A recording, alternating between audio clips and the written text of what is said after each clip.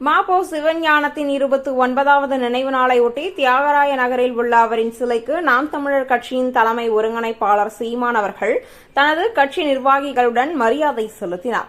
அதன் பிறகு செய்தியாளர்களை சந்தித்த அவர், மாவட்ட நிர்வாகிகள் கட்சியை விட்டு விலகுவது எங்கள் கட்சி பிரச்சினை, அது மக்கள் பிரச்சினை அல்ல, அதை நான் பார்த்துக் கொள்கிறேன் என்றும், என் மீது அதிருப்தி இருப்பவர்கள் திருப்தி உள்ள இடத்திற்கு செல்வார்கள். வளர்ந்து வரும் கட்சியில் சிறு சிறு குறைகள் இருப்பது இயல்புதான். மத்திய அரசுக்கு என்று ஏதாவது நிதி இருக்கிறதா? பேரிடர் காலத்தில் நிதியை வழங்காமல் புதிய கல்விக் கொள்கைக்கு கையெழுத்திட்டால்தான் கல்வித்துறைக்கு நிதியை தருவேன் என்று மத்திய அரசு கூறுவதை ஏற்க முடியாது.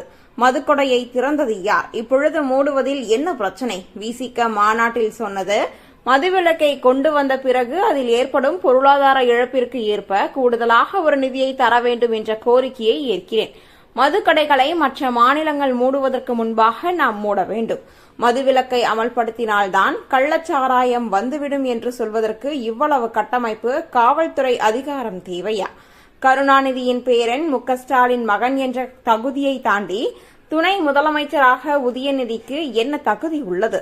இதுதான் உலகத்திலேயே கொடிய சனாதனம் என்று தெரிவித்துள்ளார்.